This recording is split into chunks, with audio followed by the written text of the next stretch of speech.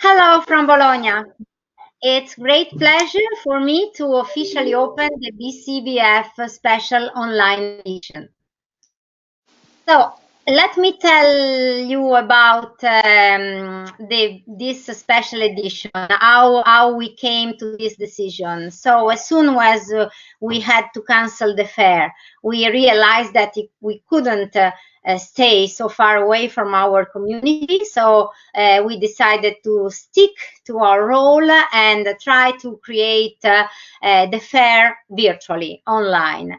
And so we got started from the core business of the fair, that is the copyright exchange. And we created together with PubMed the BCBF Global Rights Exchange. And then, that done, we started thinking how about our exhibitions, how about our program. And so we to do more. And we created the BCBF Galleries platform where we present the illustrators exhibition and other book and art exhibitions. And then we said, how about we decided to do some events also. Not a huge program as we usually do in Bologna, anyway, a program. And then how about the young illustrators? And so we created the virtual wall, same as the real wall we have in Bologna, and now it welcomes more than 2,000 illustrators. And how about the poor young illustrators and the portfolio reviews? And so we're going to have tomorrow a 24-hour portfolio review marathon. So what can I say? We have been working so hard, so happy because here we are, and we are in a very good company. Now I am in the very good company of long-term friends as you are, and so I couldn't imagine a better way to open this virtual book fair. Of course, I hope we will get back to our regular fair next year, but anyway, here we are. So I am happy to thank all of you for being here with us. I also thank Wolf from Tara Books India. She couldn't connect, but she a video. And I introduce all of you. So we have Bodour Al-Qasimi, Kalimat, Vice President of the International Publishers Association, and then we have Gaia Stock from Italy, Einaudi Ragazzi, Sophie, Hélium Editions, Tarhandeh TUTI Books, Jack Jensen Chronicle Books, Zhang from Daylight, Roger Thorp, Thames and Hudson, and Maria Russo, children's book editor of the New York Times, who will coordinate our conversation. Have I forgot anybody? I don't think so. I think I can give the floor to Maria, and then we'll see the video of Gita after the introduction. Bye. Thank you, Elena. It's such an honor to be coordinating this conversation. We all know that this is a terrible and strange time for the whole world, but for our children's books community in very particular ways, because we are so globally interconnected. So it's a wonderful opportunity now for us to share with each other and with the Bologna Children's Books Fair worldwide audience how we're getting through this and what changes we see ahead for our individual countries and for our community of international children's books publishing. So before we start, let's take a look at the video that Gita Wolf sent from India, because since she wasn't able to virtually attend. Hello everyone. This is very strange. It's the first Bologna that I have missed in, well, almost, I guess, 20 years now. But it's nice to be with you, although I can't be with you online because, as Elena said, I'm in a place which doesn't have very good internet. But thank you anyway for inviting me, and hello friends. Thank you, Elena. I do hope that this forum of the Bologna Book Fair is successful. Well, to answer your two questions, as you can see, what we have done is learn to, I guess, adopt a lot of systems to work online. Our online shop, our shop is closed. Our physical shop is also closed. We have one of the most severe lockdowns in the world, so we don't have any courier services, we don't have shipping, so our business has practically come to a standstill. So what we have decided to do in this time is to just work on projects which are not time bound, so that we are ready when the lockdown is lifted to resume activities. We sell online as well, and even that is not on. So we're just working on projects. Interestingly, we have a few rights deals which have come through, mainly with Korea and Taiwan, so perhaps things are going better in those places and being gradually lifted. We've learned to adopt systems where we make teams, we meet regularly online, we look at work that's ongoing. We're also looking at a lot of back-end things that we haven't had time to do when the office was in full swing. So this is really what we're working on now. So project development essentially, and also strengthening some of the back-end things that we didn't have time for. Only time will tell, but this is what we are doing now. As to what kinds of books will we be looking at, it's a good question. I don't think anyone really knows, but going by what has happened now, what we yearn for really is contact. We yearn for physical contact. We yearn for meeting with people. We yearn for things that we can touch. So I'm presuming that there will be a kind of fatigue with virtual things. So speaking personally, I think that physical books will still have a very big role to play, and reading books together with children will have a very big role to play. I know that for young children and for children who are at home, their parents are doing this anyway, but this is what I think. As for content, it's really difficult to say, because at one level you want to refer to what is going on, but at another you're tired of it as well. So this is the guess that I'm hazarding. Thanks very much for letting me join in this fashion. Wish all of you all the best. Stay safe, and hope we meet again next year. Thank you very much. Okay, thank you, Gita. We're now ready to move to the bigger conversation with the rest of our panelists. We wanted to start with a check-in with each of our panelists about the situation in your own country, in your own publishing house, what changes have happened, how you've adapted to this terrible pandemic, this situation of worldwide sadness and change. So we want to see what's happening both in your day-to-day business and in the children's books and publishing and business environment of your country. So why don't we start with Jack Jensen? Jack, are you ready? I'm ready. It's 9 o'clock in San Francisco. So, yeah.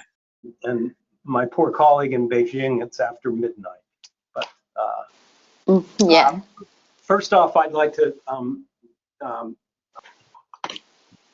say hats off to Elena and the entire Bologna Book Fair team.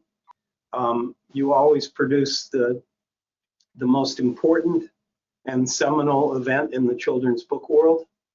And In 2020, it's virtual, but I hope will still be seminal, and I'm sure will be fun and informative.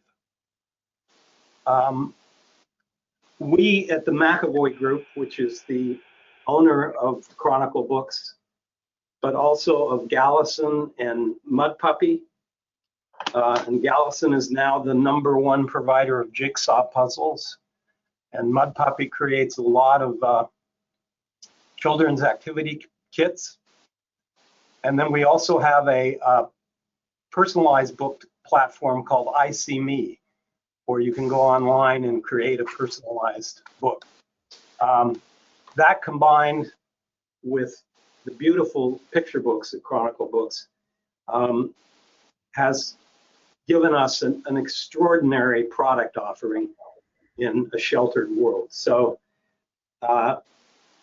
however, when we think of all of the bricks and mortar stores that are shuttered, both in the gift trade and the book trade, the real challenge has been our inability to address what has really been a huge consumer demand.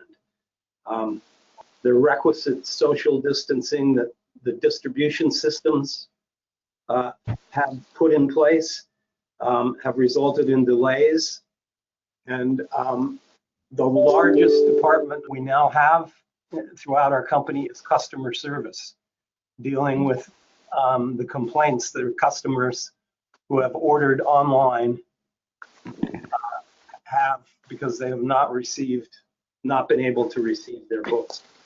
It's what we call the Amazon factor, where customers believe that they can have whatever they want tomorrow. And in the world we're living in today, that is not exactly, even for Amazon, playing out in that respect. But that is our life. Great, considerable demand for the product and great difficulties trying to get that product to the consumer. I think it's fair to say that most other information and entertainment suppliers in media other than ours would be salivating at the demand there is for children's book content at this period of time. The world wants what we create, but there are severe constraints in the distribution system for books, and that has been a formidable challenge. As to process, I think we all understand that collaboration is essential to bringing to market curious and distinctive children's publishing. For years at Chronicle Books, we've practiced some degree of remote working, and so most of our employees are accustomed to that. But when the entire company is working in that manner, there are challenges, clearly. I'm fairly proud of the way we've been able to come together and continue to work. But in the end, I think the face-to-face interaction between editor, author, illustrator, designer, and eventually the publisher and the bookseller are instrumental if we are to continue to create high-quality, distinctive books. So I can't see a collaborative effort like ours succeeding ad infinitum in this kind of remote working world. I am looking forward to the time when I can sit across from Roger or Sophie or any of you and discuss your books and discuss my books and learn from you directly the passion you have for what you're publishing and try to convey the passion with regards to what we are publishing. So that's the answer to that first question, Maria. Thank you, Jack. That's a great way to kick this off. I think a lot of what you said will be shared by the other panelists. But let's go now to Sophie, Giraud, and hear about what's happening in France. Sophie? Well, in France, I'm so happy to be with all of you. It's such a nice time to exchange like this. Well, in France, it's been very sad since March 19. All the bookstores have been shut down. So there is no more bookstores. There is a little bit of Amazon still going on, but now it's over. And a few books going through Fnac.com, which is another website. But mostly no books are sold. And so we have decided in the Actes Sud group, we are one of the imprint of the Actes Sud group. We have decided to just close down the company for a few weeks, and now it's been a month that we are completely doing nothing. I mean, the house is closed, but in fact, our business, our work as a publisher is still going on. We are all at home. We've been discussing with the bookstores a lot to see how they would do when they will reopen their shops. And so they are going to reopen on May 11th. So that's very good news. And the first delivery of books that would be sent to the bookstores would be on May 27th. And we have one book in this on this publication date. Of course, we have been discussing with them, all the publishers, because they need us to be very cautious, not to send too many books, not to have big orders. So we have decided with them that we will cut our program by 40%. It's the whole book companies that have decided that. And so, you know that we have a very large network of bookstores in France because we have a unique price, and it's very lively, it's very lively. There's a lot of things happening in the bookstores, signings, many things. And of course, at this moment, it's as if something is missing in the city. Some people have asked the government to consider the bookstores as first necessity shops, such as food. But at the end, it was decided not to the bookstores because they're too small. And in fact, it was difficult for a person to go into the bookstore without contaminating everyone. So it was decided to be closed. For us as publisher, it's been a very, first it was a big panic because we've suddenly realized how fragile is the market as soon as something happened like this. But then we've realized that it was maybe the time to consider our production in terms of quantity, because in fact, as Jack said, the market has been so big, so terribly big, that at one point there were too many books in the bookstores. So this stop makes us realize how greedy we've been, all of us, or passionate in a way, doing too many books. And those too many books are just books that are not existing, in fact, on the market. So it's been an interesting way of thinking. Of course, I'm missing so much Bologna. It's been 30 years that I've been going to Bologna, so it's been a long time. I made my calculation today and I've realized how long it was. And of course, we still want to have these exchanges and have published books that are not from French writers and illustrators. We need to have other books coming into our market, but at the same time, we need to reorganize the production.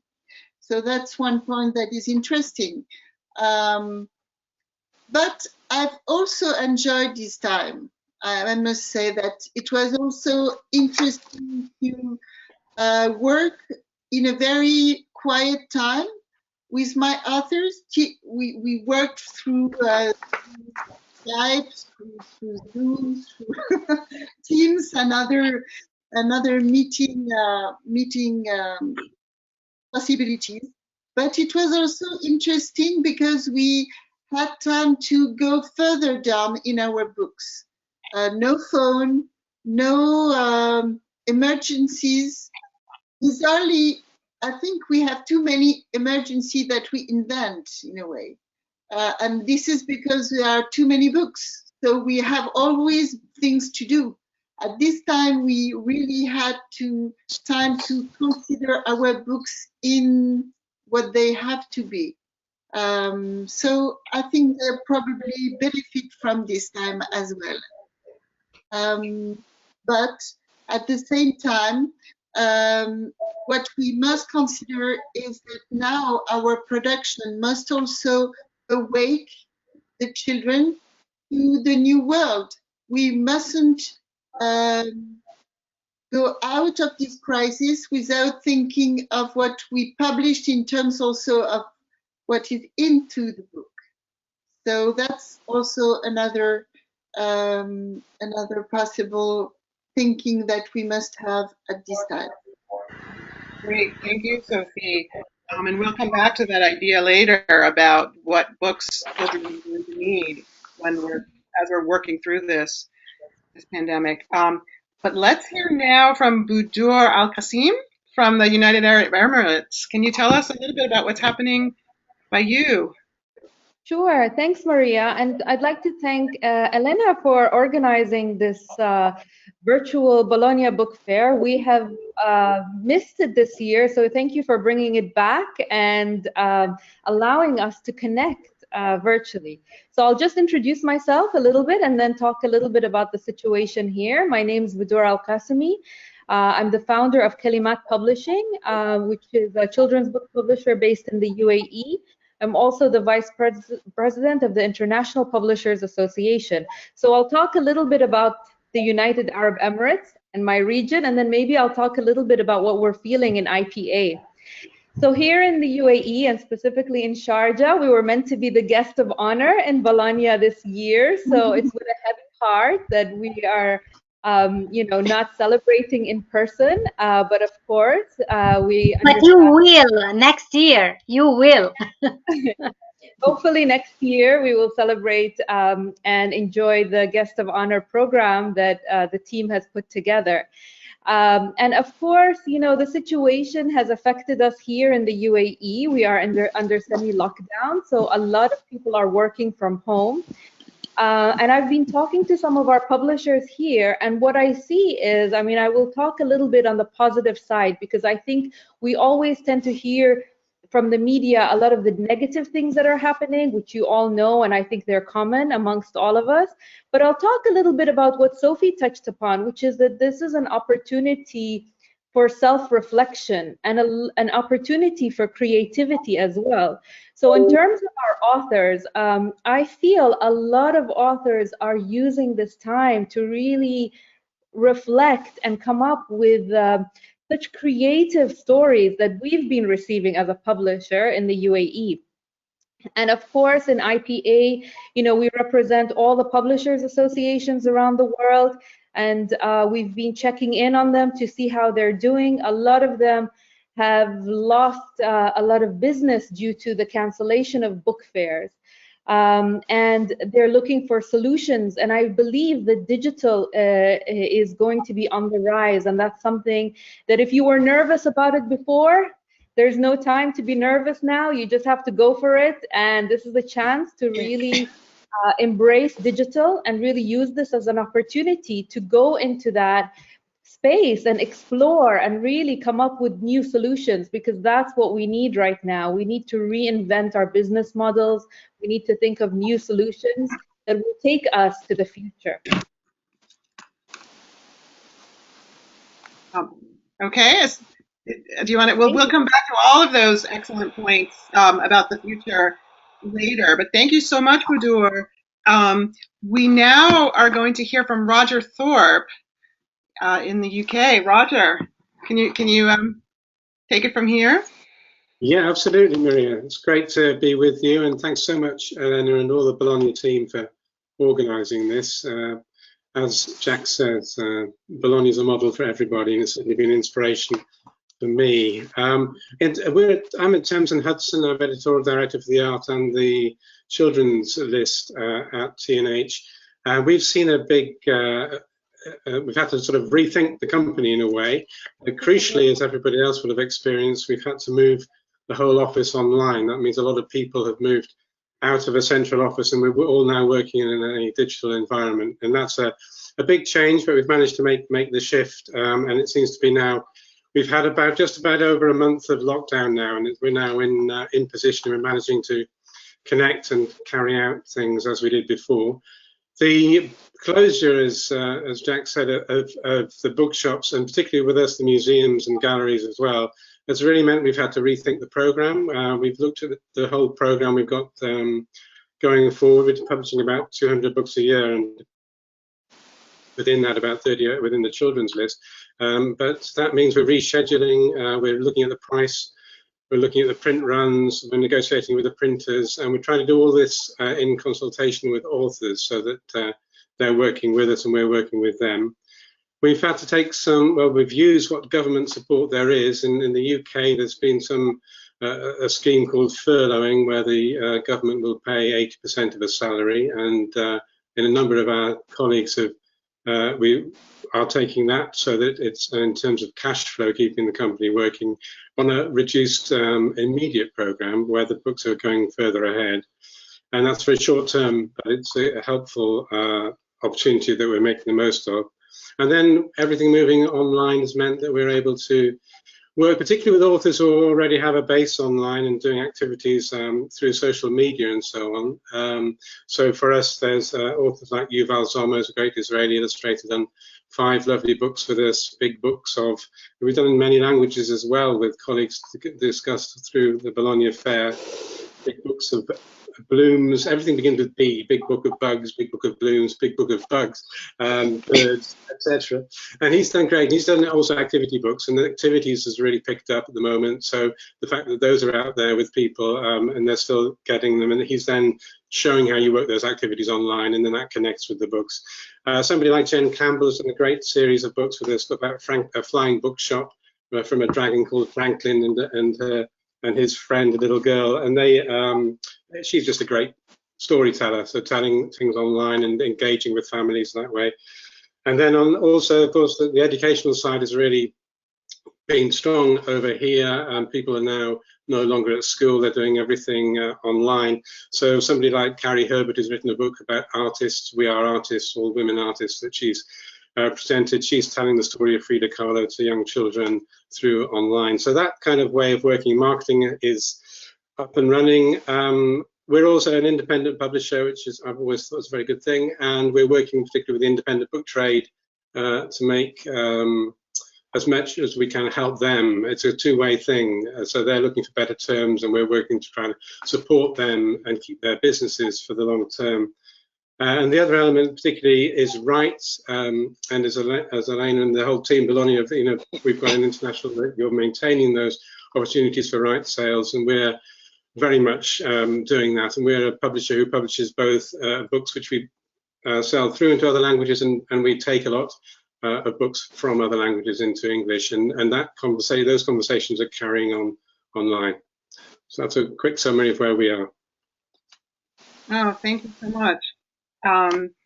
We are now going to hear from Gaia Stock from Italy.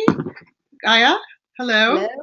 Hello to everybody, and thank you again to Maria and to Elena and to the Bologna Book Fair for organizing this virtual meeting. It's been an honor, of course, to be invited, and it's very nice to see the people that normally we see walking during the Bologna Book Fair in real. That I agree with Sophie, it's such a really it's terrible not to be there this year. This year for us, it would have been also a special year because we had a lot of things to do, party and a huge program. Elena knows about the anniversary of our important author Gianni Rodari that we would have celebrate this year. So it has been a double disaster that this year we are missing it, but hopefully everything will be done next year. Coming to the situation in Italy, as you know, Italy, it has been almost the second country that had this disaster. And so all in a sudden, we had to close our office and we moved all in our houses, and we had to reorganize everything in a very, spontaneous way. The feeling that we had at the beginning was dramatic. Very pessimistic. We really didn't see the end of this emergency, and we really didn't have the feeling of how long it would have been.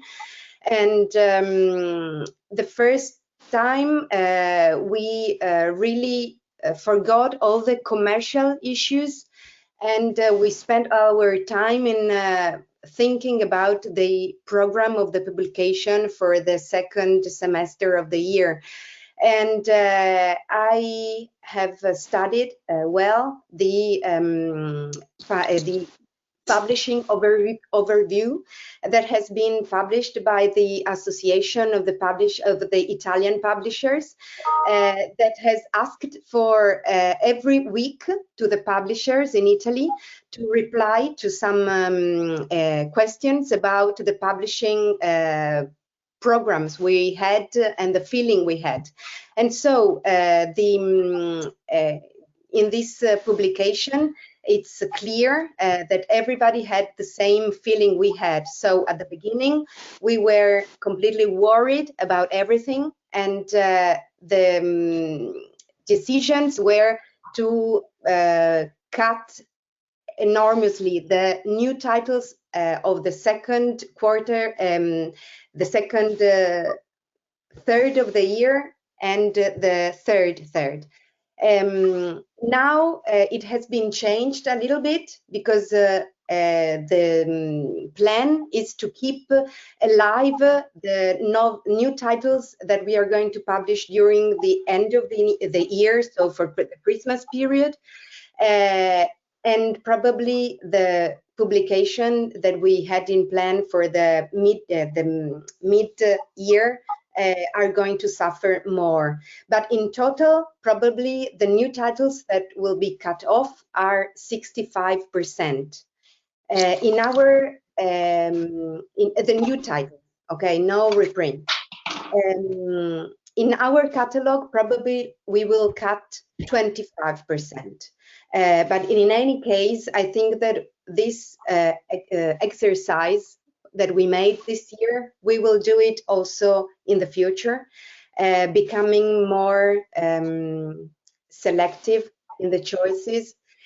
Probably, as my colleague told before me, we published too many books, and we had the feeling during these weeks that it's easy to, well, not easy, but it's possible to see when some book that we had in program is not necessary.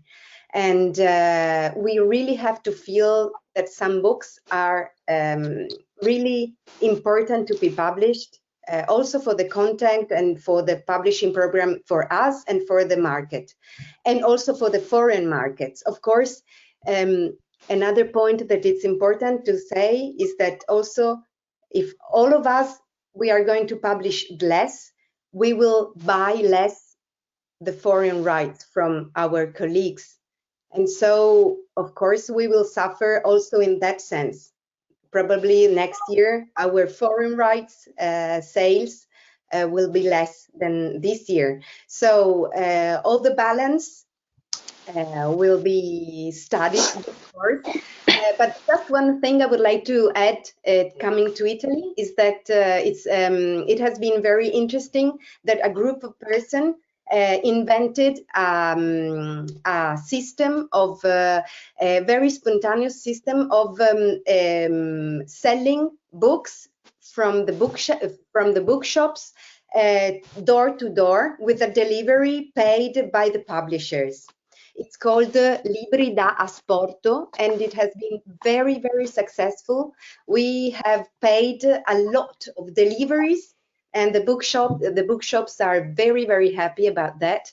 And now they are trying to do it again after the lockdown, to go against Amazon, of course, in a way, and to deliver themselves the books to the clients, splitting probably the costs between them and the publishers. And so this is something creative that born during these months, and I think it's positive. That's it. That's fantastic to hear. Thank you. We have next Sahar Tarhandeh. Did I say that right? From Iran. We saw each other last in Shanghai. It seems like so long ago. Welcome. Can you hear me? Yes, now I hear me. Yeah. Okay. Well, would you? I'm sorry. Sahar. Yes. Who's the next? Okay. You're kind of going in and out for me, but let's take the floor and please tell us the situation in your country and with your publisher. Sure.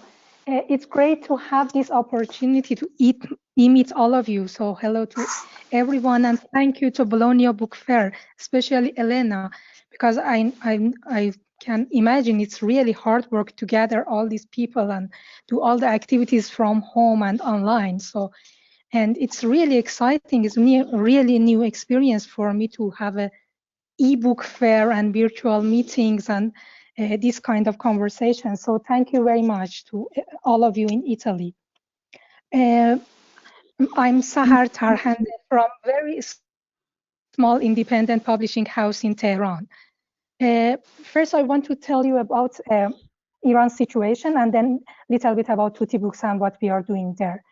I'm sure the impact of pandemic crises are quite similar in all countries. We have similar issues, but in Iran, before coronavirus crisis, we were battling many problems, mainly caused by US sanctions.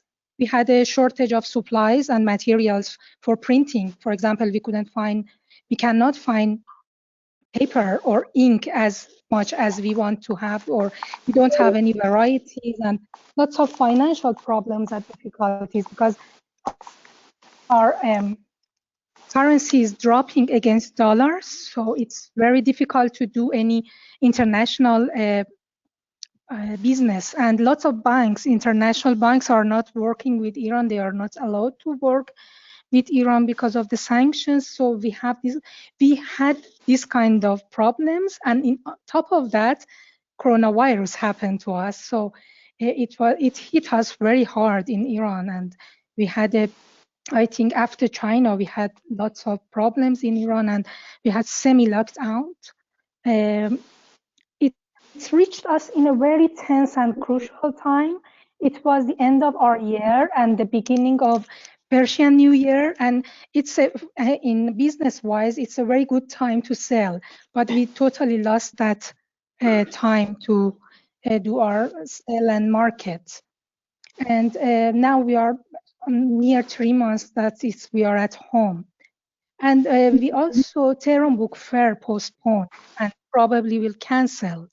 That was catastrophic for all of us because it's a huge market in Iranian market. The book fair is mass market, and publishers sell many books in that exhibition. More than millions of visitors are coming there for 10 days. So we also lost that opportunity. It was very great loss for us in business term. So now we are facing a very great financial difficulty. We cannot get that much of help from government because they also have lots of problems on their plates. So I think the cultural part of the country is not getting any help. Having said that, in TUTI Books, we remain positive and optimistic. We are continuing our work in online base at homes. All of our staff are working at home, and we have online meetings. We work on many postponed projects. We had lots of projects that, when you are busy with day-to-day work in usual term, you never get a time to do that. So now we have a time to sit and, for example, change our website, make it more usable, and do all the postponed works. And we had lots of reviews in terms of editorial term. Our editorial team are working as hard as before. They are reading manuscripts, trying to go through the different catalog and try to find books from different countries. And we hope for better days, then we can do the business with other publishing houses. So we do this online work and continue. We also work with lots of NGOs in Iran. There are lots and lots of NGOs are working at home nowadays. They are establishing many different works for children in a special area of Iran. For example, they are creating a audiobook or video book for children in deprived area that they cannot online order any book, or books for blind children with special needs. So we are working with them closely and try to help them. For example, we created books about coronavirus and how we can defend that and put it freely in internet. So we are doing this kind of book, keep ourselves busy. We also have an online sale. Our online ordering are increasing, and it's something that gives us a bit of hope. I think in our bookshops are starting to open. Very few of them already has opened. So maybe in 1 or 2 weeks we will have order from distributors. So we are looking forward to that as well. And that's all I want to say in this first question. Is that? Yeah, perfect. Thank you so much. Thank you. We will go right to our next speaker, Yuntao from China, who is joining us from very late in the night, and we thank you for staying up for us. And please tell us, what has your situation been as you're moving forward through the pandemic? Okay. Hello, everyone. I'm Yuntao of Daylight from China, Beijing. And I want to say that good midnight. Good midnight. And I'm very happy to see you online. And thanks for the Bologna Book Fair, because a lot of Chinese publishers for children want to go to the Bologna Fair very much, maybe next year. And I'm in Beijing, and Beijing is in the low level of the emergency from yesterday. And from today, I think we can go out freely. And many people can travel in the next holiday for the May. In the May, we have the 5 days holidays, and a lot of people want to travel city to city now. So in China, we stay at home in February, and in March, 1 or 2 persons go to the office per day. And now, except the editors, all of us go to the office every work day. So now we have get back to the normal work day. In the first season, we had around 30% decline, the same period with last year. As you know, the main books market of China is a domestic market. The bookstores closed in February and March. Even they open now, it will take a certain time for them to restore the popularity. So while the online channels, especially for children's books, get less decline in the first season, and in China, many large bookstores also have their online shops. From April, with the mitigation of the emergency and the resume of the printing, the delivery, new books published, and the books can be sent to readers in time. So the business of us is recovering and reactive now. So I have the short answer for the first question, and I have a long answer for the second one. Thank you. I'm very happy to hear about a return to business as normal and hopefully to be following in your footsteps soon. Okay, well, our final speaker for this question is Cecilia Silva-Díaz from Spain. Cecilia?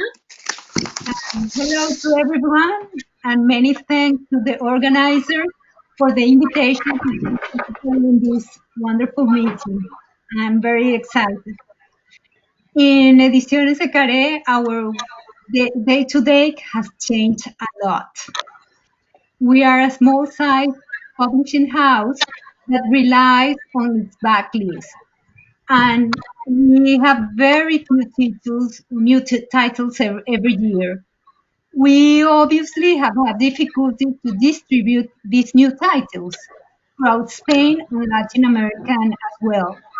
This situation has led us to reschedule our publishing plan, and what we're doing is that we have to postpone our new books, and we are going to present them in the autumn season. We will now have spring season this year.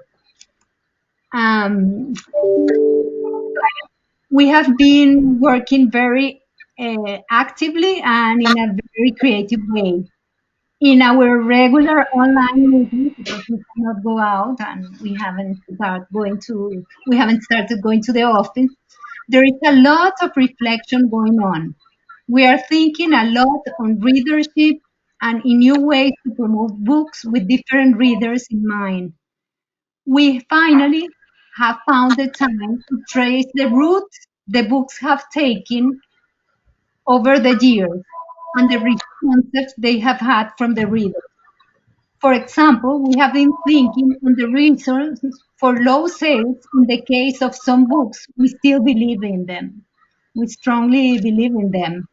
And the good news is that we have come with interesting discussions and ways of making these not so popular books to arrive to their intended readers. We are also trying to help parents and children confined at home with pieces of advice on read aloud, in collaboration, for example, with Save the Stories and other groups. We are also active in supporting the children's book sector with collective actions such as an open letter to the government with specific proposals to make the sector survive, which has been signed by more than 500 publishers, booksellers, distributors, and organizations devoted to books. As for our sales, we depend on small independent bookshops. Usually, these businesses are involved in reading promotion, and there is a personal encounter between the seller, who is always a knowledgeable person, and the client, who is a trusting reader. In such encounters, they talk about books and share their taste for poses and responses to the reader. Our books are invisible in big chain bookstores or platforms. They keep only bestsellers, and backlist publishers have very little chance to be there. Independent bookshops have been always financially very fragile. Sadly, the COVID has put them on risk. This year, for example, because of confinement, they have seen the sales of the book day dramatically reduced, while this is one of the year's biggest sales seasons, along with Christmas. Even in those cases where they have increased their online sales, they cannot compete with Amazon. There have been creative ideas to sell more books, and some readers are very aware of the need to support the bookstores and have reacted in a positive manner to these ideas. There are some collective ideas, like the recent platform todotuslibros.com, tourbooks.com, which is made by Bookstores Association, where the customers can see what bookstore has the book they are looking for. However, without other policies and more general action, it does not seem to be enough. The sector needs that the public policies translated into credits, access to more funds, and purchases of books from libraries and reading promotion programs. In some countries in Latin America, the situation can be even more dramatic. There are not many bookstores, and the purchases are mostly made by the governments. If the very successful plans of book acquisition for school and libraries that took place in the past do not continue, the already fragile book sector will bitterly suffer the consequences. My first question is long, the second will be shorter. Thank you. Well, thank you, Cecilia. And that brings us to the end of this first round of questions, and we've heard a lot of challenges and problems and cancellations and losses, and we've also heard in between all of that some new ideas that are emerging for children's books and for ways of doing business, and even possibly the types of books that we might be producing in this future, in this next year and beyond that. So we'll go around one more time and have everyone speak to this question of the future and these changes that we're all seeing taking shape already. What might be the future post-pandemic, post-COVID-19 future for children's books? What lessons have we learned and what changes have we been forced to make that maybe are turn out to be fruitful in the future? So we'll start. Should we go back to San Francisco to Jack? Are you still with us? I'm still with us. I'm still with you all. Yes. So there is one absolute green shoot in what I refer to as this forest of ambiguity that we find ourselves in. My colleague actually calls this forest of ambiguity the fourth season, which I think is an interesting way to think about this as we move forward. It's like a brand new season. I hope it ends soon. This in-your-face virus is a reminder that the world we live in is getting smaller. And as a result, that overused phrase that we are all in this together has never had more certitude than it does today. Every child wants and needs to see beauty and goodness when the world seems dark. A key objective that we undertake as children's publishers is now and always has been to help kids deal with fear and hardship. Nothing about that precept changes now. In fact, it has never been more important. This is indeed a global pandemic, and as such will certainly bring global children's publishing closer together. As we realize that throughout the world, children share the same hopes, dreams, and indeed now the same fears. This thought was brought home to me yesterday when I was reviewing the jacket copy for an upcoming Chronicle books release. It's curious that the book was acquired last year in 2019 at the Bologna Book Fair from the Japanese publisher Hudson.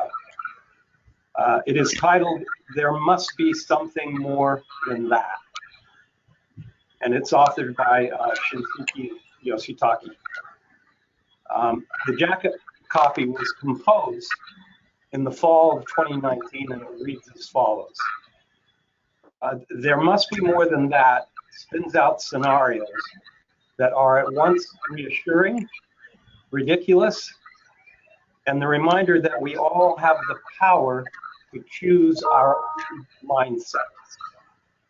It is often just a matter of choosing hope over hopelessness, as well as seeking an affirmative alternative to a challenging situation. So there's a book acquired in 2019 that I think truly addresses where we are today. It's perfect affirmation, I think, for the kind of future acquisitions that this great global publishing community will need to undertake. I will look forward to that book. That sounds fantastic. And a great way to start this round of looking forward. Go to Sophie in France. Hello. Well, I absolutely agree with Jack. This crisis is making us think of what the children must be aware of. We've experienced something that they've never experienced before, that we've never experienced when we were young as well. So that's very interesting because now they have a strong idea of the fragility of the world, the fragility of nature, and I think that now they are the children of the world that will be able to cope with all these problems and build up a new world. So, as a publisher, I really feel that the books that we need to publish are linked with this idea in a way to make them think. Of course, in Hélium, we don't want to have books that are too too strong in saying what people must think.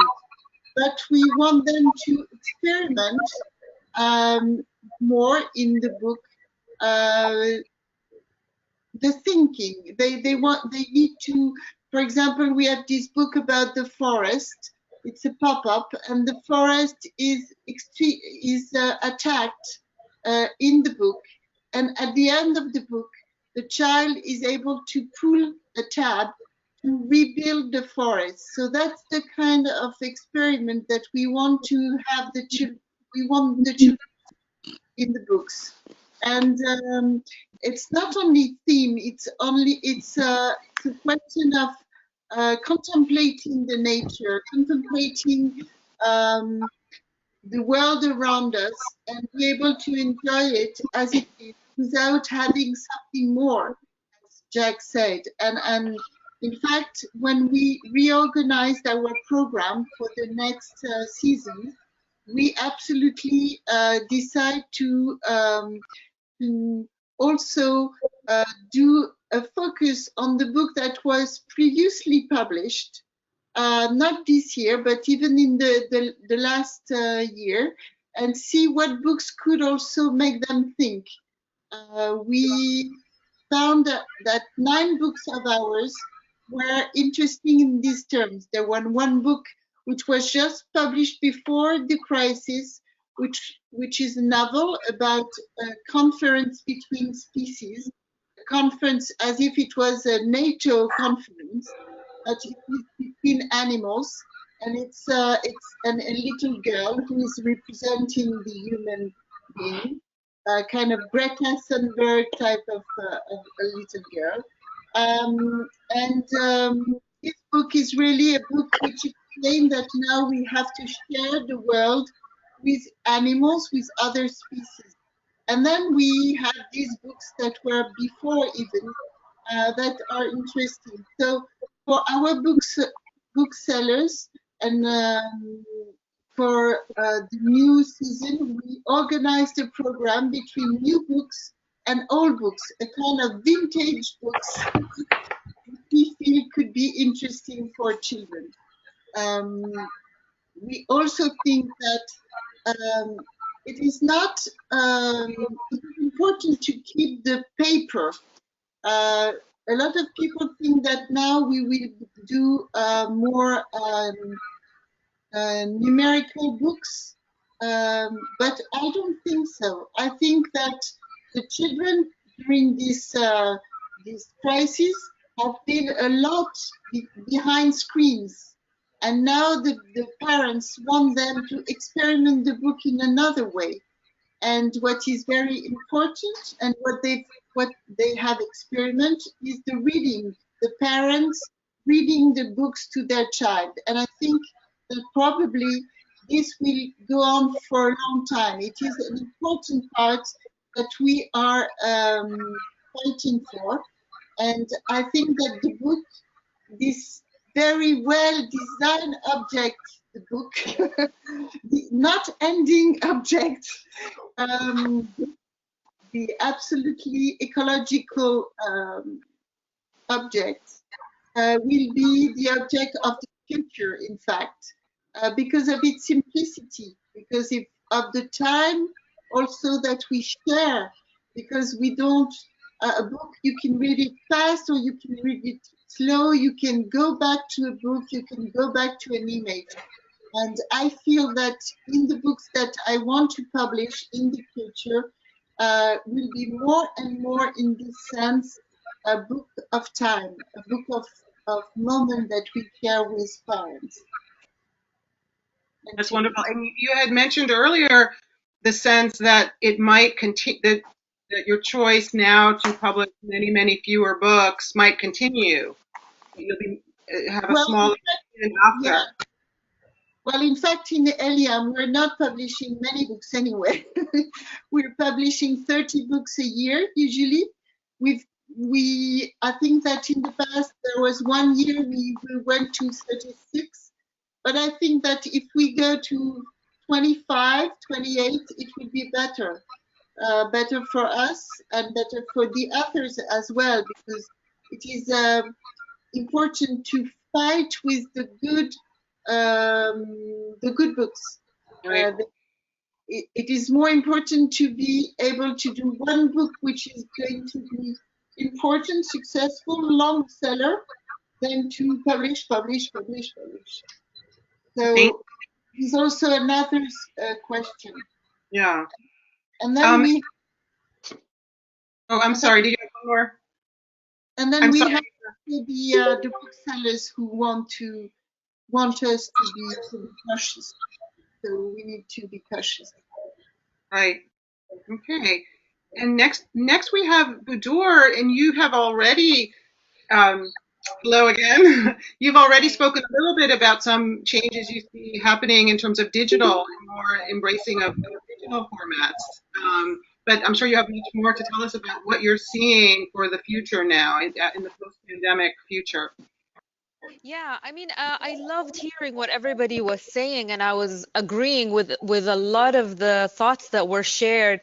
I also feel that there's going to be a big shift in the type of books we publish now. You know, as custodians of children's literature, you know, we are looking around us for inspiration at the moment. And what I see is that our values have changed. I mean, what's happened to us during this COVID-19 pandemic has allowed us to reassess our values, what's important to us in this day and age. You know, we care so much about our environment, we care about friends and family. I mean, all of that has shifted, our priorities have shifted, and that should be reflected in the type of books that we're going to be producing in the year ahead and in the coming years ahead as well.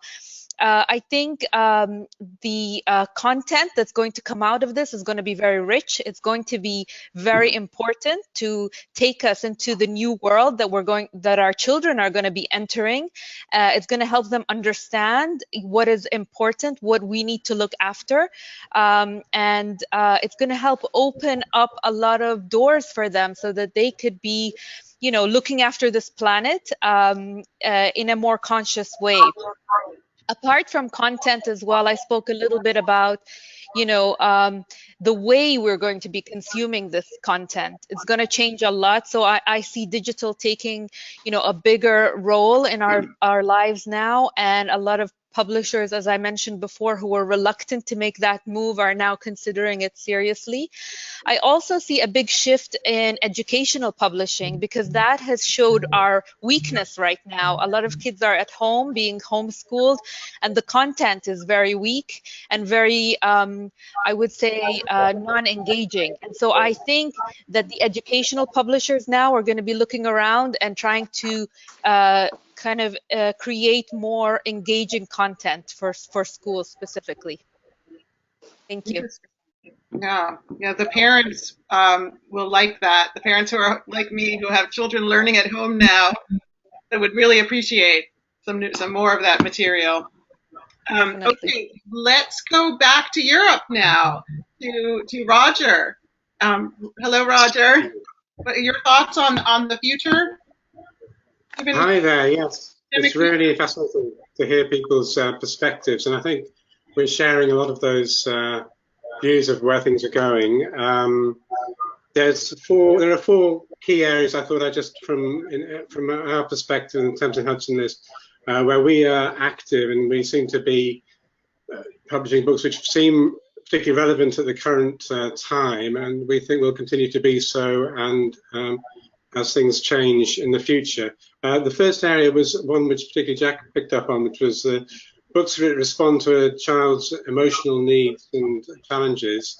This is an area we've been publishing. I'm really love working with strong illustrators and a range of illustration styles, but to approach these quite challenging topics. So I've just done a book with an illustrator based in the UK, Flora MacDonald, called Out of a Dark Winter's Night, which takes a child's journey. It's just a straightforward picture book, but it takes a child's journey through an area of really being upset, not in a good place, and moving through that transition to somewhere where there is hope and there's future, and you can find solace. So it's an interesting way to publish, and it's an important book, I think, for children. Another book we are, Jack's also publishing Yoshitake, and we have been for a few years now. And it's a book we've done just recently, Why Do I Feel Like This? Taking a child through, in this case, it's anger. Why am I so angry? Why am I feeling in this way? In a very entertaining and instructive way. It's a very skillful thing to do. We're just publishing that with Bronze, the Japanese publisher, and they're the original publishers. And then another illustrator, it's a first-time illustrator, published her first book last year, Helen Kellick, based in Scotland. But her second book coming through will be called Out to Sea, and it's really dealing with grief. It's a child coping with the loss of a grandparent, but telling it in a very narrative, a very beautiful, illustrated way. So those sort of areas, I think, are important in terms of emotional need and challenges, which I think is an area which will continue to be important. I'm interested, Bodour's stressing in terms of the digital opportunities, and I think that's right. And Sophie's also mentioning physicality. It was nice mentioning the book of In the Forest, which I published with Sophie when I was at the Tate. And that very physicality of the book, and also the focus on the environment too. I think that in a way that's a strong element when everything is being digital, when digital communication is the norm, that there is something physical one can work with. Again, we published with Sophie at Hélium, Beatrice Alemagna's, which we've called Forever, and it's a beautiful book. It's a book which also deals with that issue about emotion and love, but it also does it in a way which is physically very interesting, the way the papers work, and the see-through papers tell the story as much as the words. And also Ellen Drouvet, another French illustrator, but this is what we've done with Hachette, A Garden Jungle, where you're looking through laser cut works, and it's a very physical book. And forthcoming with Gerard de Monaco, got a large Leporello fold-out pop-up book about trains, which publishing with Albert Michel. Again, the physicality of the book is something which is very much a key element of it. That's one element. The third side, which I also, like Sophie was drawing out, was the nature and the environment, and that's such a focus now for us in the UK. The opportunity to have a 1 hour walk, if you can, and get out, see some nature somewhere, whether it's a park or a field, is real. Makes you appreciate that so much more. And the fact that we're publishing books like Yuval's about different insects and animals. We did with the great Polish publisher Edizioni, Book of Bees and Book of Trees, those large books. With Memo in France, Emily Vast from Tiny Seeds about how plants grow and come about, and our own Vasilisa Tomaka's book about the desert life, Hoot and Howl across the desert, looking at how nature survives in extreme circumstances. The fourth area, just to pick up on, was one which, again, we've talked about, is educational. And educational books, it's not our focus, but we have an area which for us is particularly relevant, which is appreciation of art. We're very much an art publisher. And so being able to bring art to children and art appreciation to children is a key element of our list. And that's become even more the case. So the book which we were very pleased to win the award at Bologna with David Hockney and Martin Gayford's History of Pictures for Children. Is one case in point, but another is the book we're doing with the Pompidou Museum in France about modern art, and calling it Modern Art Explorer, with the illustrator Serge Locke. And the current lockdown instills in us even more so, I think, for those of us with children, the opportunity that would be to explore a museum with a child, and that's something which we've been missing, and it's such a great privilege to be able to do that. And we hope once things maybe become open again, we can enjoy that once again, and that books might help us do that. Very good. Thank you. We will stay in Europe with Gaia next. Gaia, Yeah. hello. Hello again. Well, actually, in my opinion, despite the seriousness of the economic situation, of course, in which my country, and not only my country, will find itself, I feel, as regards our common business, quite optimistic. We are children's publishers, and we have seen on several occasions of crisis, including the last strong crisis that began in 2008, that children's books are the last to suffer. In general, in Italy, children's products are the last people choose to cut from their purchase habits. And I think that the most important thing at this stage is to keep in mind the priority, and the economic damage caused by the lockdown will be huge. But I think and hope that books will be one of those essential goods that people will keep reading and buying after the end of the lockdown. And as I told you before, the goods for kids in my country, but I think that also in other markets, are normally kept out from the first renunciation. So I can see it also now, looking at the statistics of the sales that we have done nationally, that the market of the children's books is better than in the other genre. Coming to the content, I would like to say something not in the line that has been said before by my colleague. I think that during the last years, the publications for children are too much focused on the good values. Sometimes I feel very bored about that. Too ethic, too good values, too friendship, family. We have to be all good and good to others, good to the planet, good to everybody. I really hope that during these days, not us, so not really the publishers, because when we do the books, we normally do almost the same book with the same books. But I really hope that the authors and the illustrators will have a new sprint of creativity to start again doing some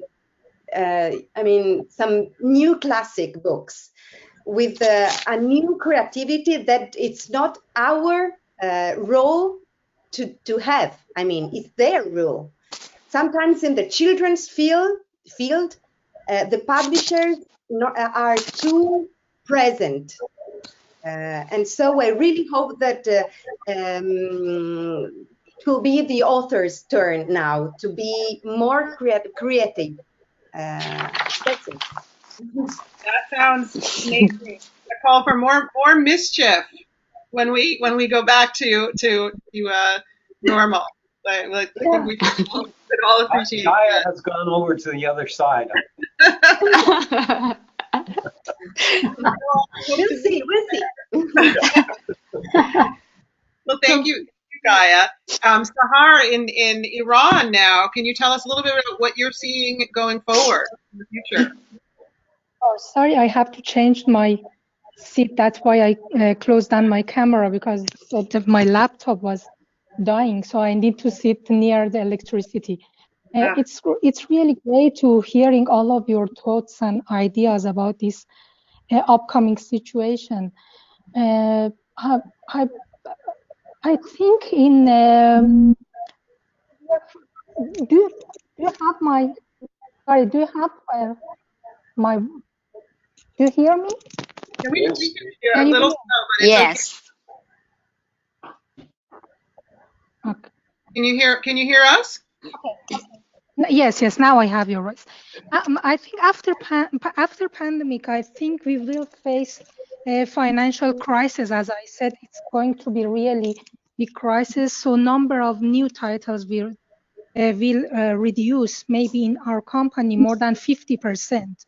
We have to do less than usual, because we are going to have a serious problem financially. The number of ebook and app book will increase, but we will not change the habit of reading actual books. At least in Iranian market, we are.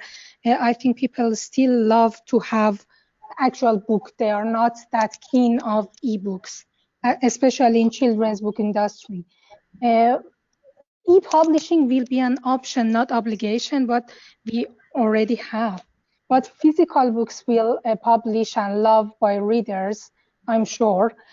Online order will increase, and now more than ever we can get in contact with readers directly without using distributors, because there are lots of readers in social media areas. We can have a new market in that areas more than ever. So, but there are some problem in this regards, because there are lots and lots of scanned books without any permission in internet. So it's we have to be careful when we are working on online system. There are lots of books being scanned and put in internet without any permission, at least in our area it happens. But I don't see any dramatical changes in terms of format in book industry, especially in Iran, in children and young book adults, young book literature. But in terms of content, I think there will be more book about humanity, liking each other's, thinking about each other's values like family, nature, otherness, social life, being free, what means to be free, humanity in general, and all this content will be more valued by publishers, I think, in near future. And in general, I believe many publishing houses in Iran are thinking more about having products, and they are going to have some. They are trying to build some e-product just in case if any other crisis happens, but it's not going to be main Iranian market. Independent bookshops will suffer, but we have lots of big bookshops, and they are going to continue their works. And to sum up what I'm saying, I believe the book industry will overcome this crisis because we all need authors, illustrators, bookshops, libraries. We need stories to give us hope. And of course, we need fairy tales to promise us happy ending. That's what we are working for. Thank you. Yeah, I think we all agree. We all agree. Well, let's now we'll go all the way back to China. Yuntao, hello. Yes, hello.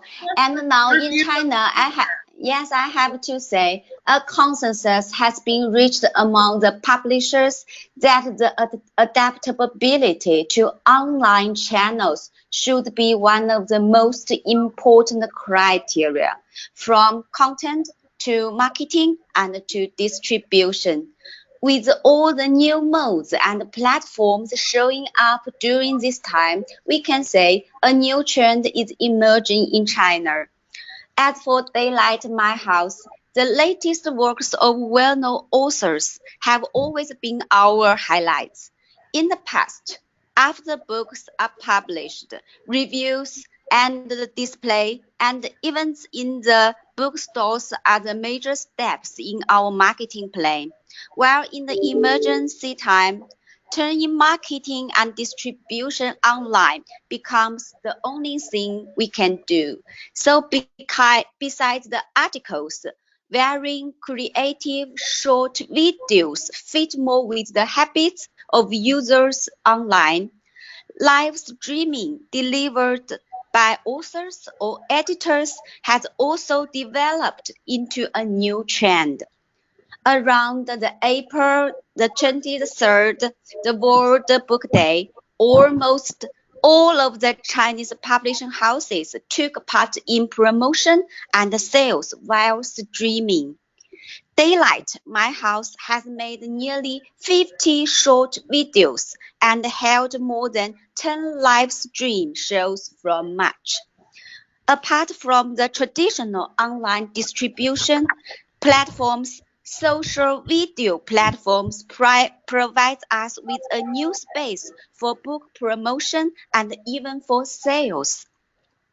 As for the types of the books, series titles are preferred by online platforms. Taking the delivery cost and resources on the web pages into account, these platforms favor titles with larger turnovers and greater demands of readers. Such being the case, during this time, our series sets show a better performance in sale. When the emergency first occurred, we thought about reducing the number of titles we were to publish this year and giving first priority to titles with better returns. But now, as far as I am concerned, we won't reduce the number of titles too much and will speed up to develop and publish books suitable for the new marketing and buying modes. As for foreign titles, we will keep to selecting suitable ones. We think non-fiction books, for example, the culture, the history, the science books, activities are fit the online channel better than normal stories in China. Thank you. Thank you. Thank you. And very interesting. Well, we have one speaker left to go in Spain. Cecilia, can you tell us your view of I really don't know about long-term effects of this virus, and I don't know if we are going to be able to return to normal life. That's the title of this meeting. I don't know when will we be able to safely return to the normal reading social practices like borrow books from a library, browse books in a bookstore, participate in a book club, or attend a book presentation. I don't know when we editors will be able to present a book in a bookstore, attend a book fair, hug a colleague, or a friend illustrator. I really miss that. Would people miss the human contact after this and would prefer to go to a bookstore than to buy online? Would people would get used to buy on Amazon? We don't know. I'm not good predicting, but here are some of my wishful thoughts. We have been compelled to be inside and go for the important things. Maybe some people have regained space for reading. We as society might have to cultivate patience, something that we need in order to let a story to develop by itself. We need patience to start the story. We also have been in a quieter, the world is quiet, there is less noise now, and maybe the conditions are better for reading. Maybe people will continue reading after this confinement. My wishful thoughts are that after this, parents, teachers, librarians, and booksellers come out with more books to recommend, and editors and booksellers with new and effective way to get their books to the readers. Maybe I'm being too optimistic, but as an encouraging hint, when I was preparing this speech some 2 hours before we met, I received an email with the results of a research done by Fundación Germán Sánchez Ruiz Pérez about reading habits. And in Spain, at least, reading is the third activity people do during confinement. The first one is talking on the phone. The second one is watching screens, movies on TV or wherever. And the third activity is reading. Reading has increased, and the people taking part of this research say that they aim to continue reading after the confinement ends. We hope this intention comes through and that we have more reading after all this. That is a great optimistic note for us to end on. I think we've all kind of struck the same tone of hope that amid all of this suffering and tragedy, there's also a new sensibility being born, some new possibilities that we'll take out of this. Now, if we were all in Bologna right now, we would leave this panel with so much more to talk about with each other, and maybe we would go and have a drink with Elena. Yes, sure. I can tell you that now that I have listened to you, I can speak on behalf of all my team, all my colleagues, all the people in Bologna. We miss you even more, even more. We need to have you in Bologna. You know, the city complains. What can we do without our publishers? So, no, thank you so much. Thank you so much. I think this is the best wish we could have for the start of this new fair. What can I say? I hope and I'm pretty confident that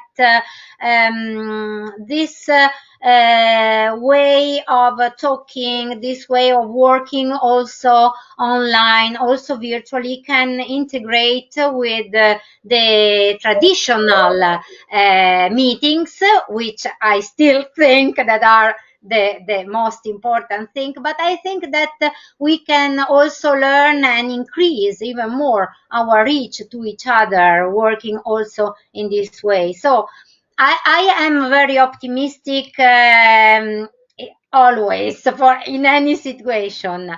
Now it is sad to use word like optimism, because actually the world is suffering not only in economical terms, but for the health problems and all the people who died for that. But anyway, if we want to go ahead and look what's next, I think that as also many of you have underlined, we have been able to feel each other even closer than before, and we have been sharing more and more ideas, and I feel that we have learned something, and this will be positive for all of us. I wish you and all the publishers great success and great future. Thank you